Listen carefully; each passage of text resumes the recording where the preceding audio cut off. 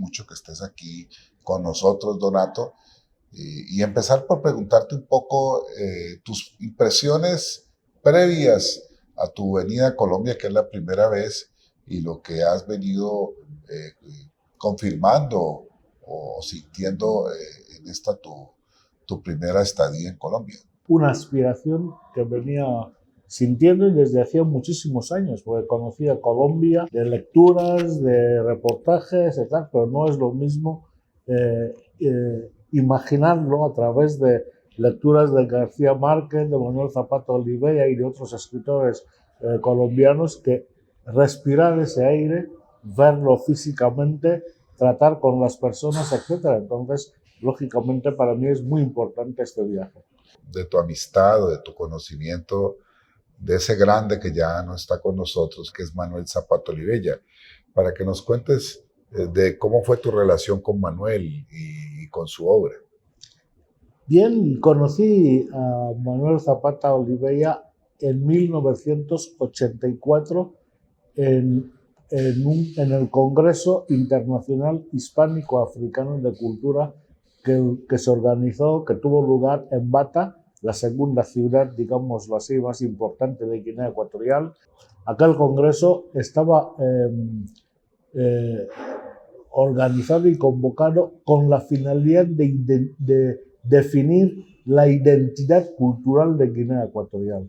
Y efectivamente Manuel Zapata contribuyó muchísimo a la definición de esa identidad. Después del Congreso mantuvimos una relación epistolar para mí muy fructífera, muy interesante, hasta que se tuvo que interrumpir porque regresé a Guinea Ecuatorial, porque en aquel Congreso todavía yo residía en España.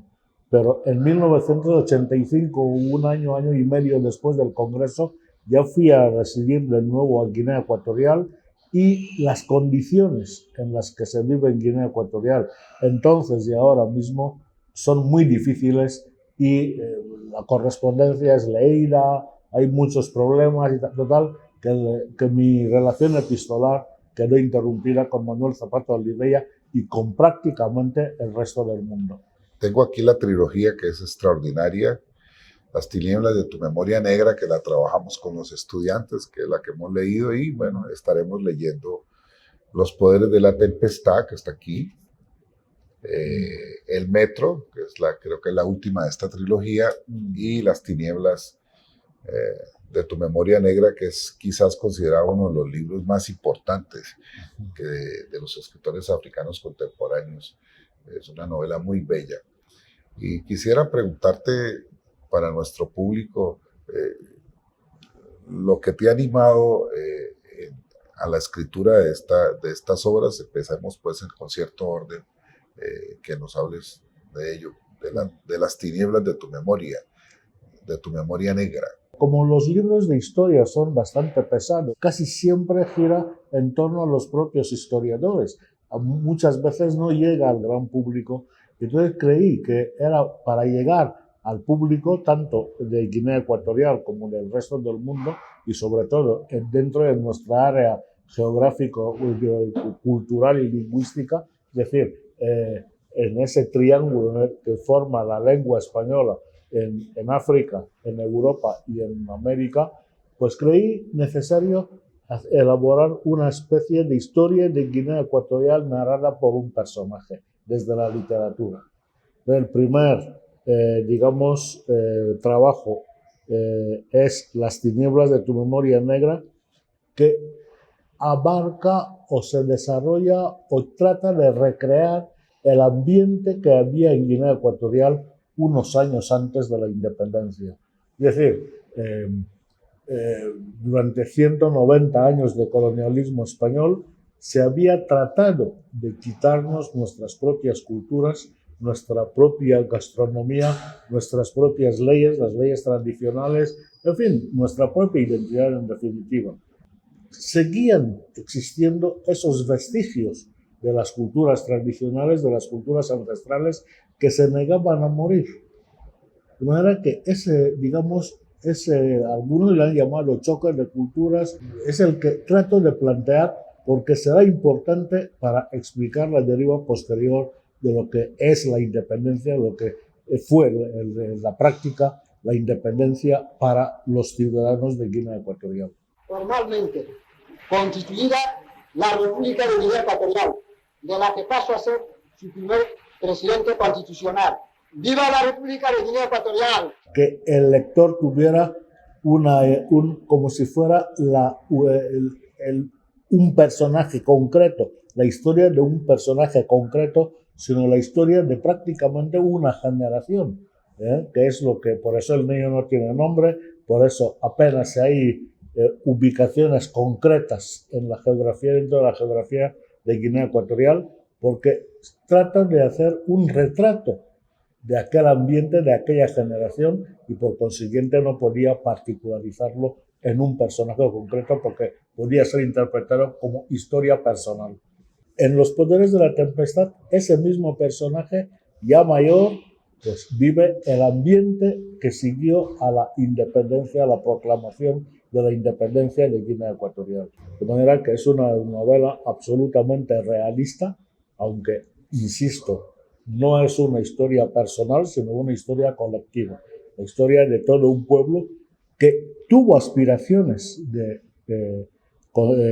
echar a los opresores y tuvo la aspiración de vivir en libertad, pero todas esas aspiraciones, deseos, anhelos quedaron frustrados porque inmediatamente después de proclamarse la independencia, el presidente democráticamente elegido se convirtió en un tirano.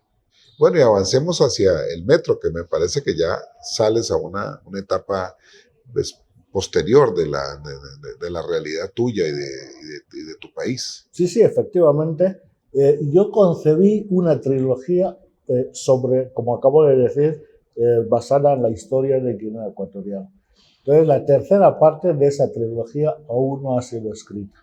Aún no ha sido escrita, simplemente alguno ha creído que porque estoy esperando que algún desenlace en Guinea Ecuatorial, etcétera, etcétera, no estoy esperando nada. Simplemente tener las condiciones, digamos, necesarias para elaborar esa tercera parte de la trilogía, que ya necesariamente, por razones obvias, por razones cronológicas, tendría que tratar sobre la etapa actual, es decir, el régimen de Teodoro Obiang, que dio un golpe de Estado en 1979 a su tío, que era el dictador Francisco Macías, y le sustituyó y sigue en el poder 43 o 44 años después.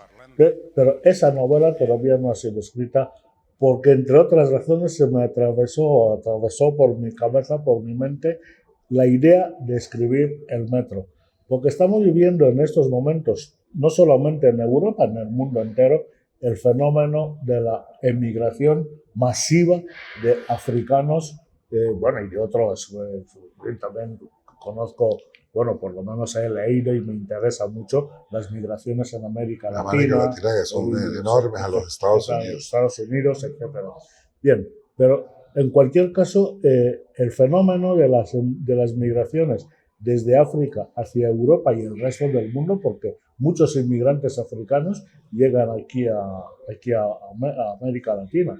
Me interesaba estudiar ese fenómeno desde el punto de vista literario, porque asistimos lo que yo podría llamar a una tergiversación permanente, porque todavía no he encontrado a ningún europeo o occidental que explique las verdaderas causas que nos hacen salir de nuestros países para buscar prosperidad y, sobre todo, seguridad fuera de África.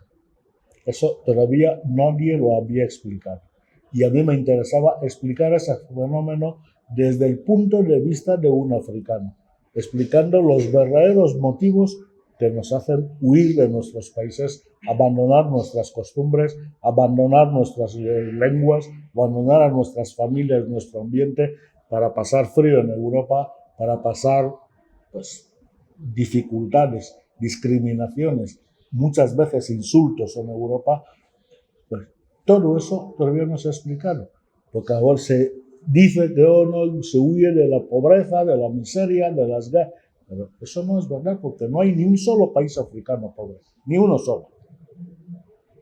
Cualquiera de los 55 estados africanos tiene recursos suficientes para dar, pues, un nivel de vida suficientemente, digamos, normal a cualquiera de a todos sus habitantes.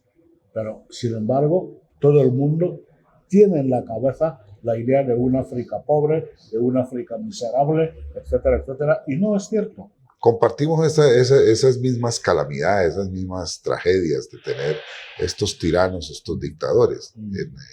Y creo que tú conoces bastante la literatura hispanoamericana, latinoamericana. Sí, yo he tratado de leer siempre, y obviamente, escritores latinoamericanos por razones de proximidad lingüística, bueno, de identidad lingüística y proximidad cultural en muchísimos aspectos, ¿no? Porque no podemos olvidar que la identidad de los pueblos latinoamericanos no es solamente la heredada del criollismo europeo, sino también de la africanidad de los esclavizados traídos aquí al continente americano. De manera que tanto a nivel musical, a nivel literario, a muchos niveles, pues la identidad africana todavía se ve y se vive en América Latina. De manera que muchos críticos han comparado mi novela, efectivamente, con lo que se da a llamar, los críticos, los estudiosos de literatura, dan a llamar la novela de dictadores, que se da fundamentalmente en América Latina. Pero, y efectivamente, pues, no sé si será por la historia común, pero en el caso de Guinea Ecuatorial nos encontramos en la misma situación.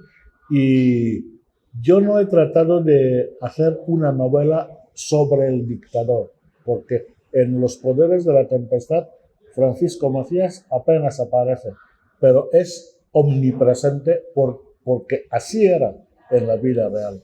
Apenas aparece. Lo que yo he tratado de hacer es describir la vida de la sociedad, cómo la gente vivía bajo una tiranía. A mí me importa más, me interesaba más explicar las consecuencias de la tiranía sobre las personas que fijarme en la persona del dictador. De manera que las literaturas africanas están conociendo en estos momentos una especie de un momento importante digamos, de revitalización, y ya empiezan a suscitar no solamente la curiosidad, sino el interés de muchos lectores fuera de África. Y eso para nosotros es muy importante, precisamente por lo que decía antes, porque para nosotros es sumamente importante y útil contar nuestras propias historias sin ningún tipo de intermediarios. Y el hecho de que la gente, pues, el público en general, tanto pues sobre todo en Occidente y en el resto del mundo, ya empiece a acercarse a nuestras literaturas, para nosotros es la culminación de una aspiración largamente soñada, porque eso es lo que queremos, que se escuche nuestra propia voz sin necesidad de que venga alguien a interpretar lo que tratamos de decir. La importancia que tiene de empezar a construir un diálogo más fluido entre África y América Latina, entre nuestros países, en este caso Colombia, por ejemplo. Necesitamos más. Es decir, todavía tenemos algo que Moore, un cubano jamaiquino, me decía, es que los afrodescendientes aquí tuvieron que aferrarse a una África mítica, y muy fuerte, y eso está muy bien mostrado en Chango el Gran Puta de Zapata. Yo creo que en eso él acierta, es mostrar eso. Pero ahora hay una África real, con muchas posibilidades, con desarrollos extraordinarios, bueno, con problemas como tienen todos los continentes. Y entonces ahí creo que se abre una perspectiva enorme de relaciones entre nosotros. Y tú que estás muy atento a todo esto, pues quisiera que nos contaras algo, nos dieras tus opiniones. Hoy por hoy, en este momento, el único estado con todas las de, en fin, con todos los reconocimientos como Estado que habla español en África, es Guinea Ecuatorial. Y siendo guineano, evidentemente tengo mucho más interés, mucha más razón para proponer ese diálogo, ese intercambio, primero cultural, evidentemente, por razones obvias, pero también puede ser económico, también puede ser educativo, también puede ser... el campo es amplísimo. Nada que con Colombia, en fin, con todos los países de Latinoamérica, y porque además los africanos necesitamos esa experiencia que se ha adquirido aquí en América Latina, que en muchísimos aspectos obviamente está mucho más avanzada en muchos aspectos que lo que podamos tener en África. Y también Latinoamérica necesita también, digamos, no, porque esas culturas, digamos, enquistadas, esas culturas solidificadas en un momento histórico determinado, necesitan retomar las realidades actuales. Y eso también podemos aportarlo y debemos aportarlo los africanos.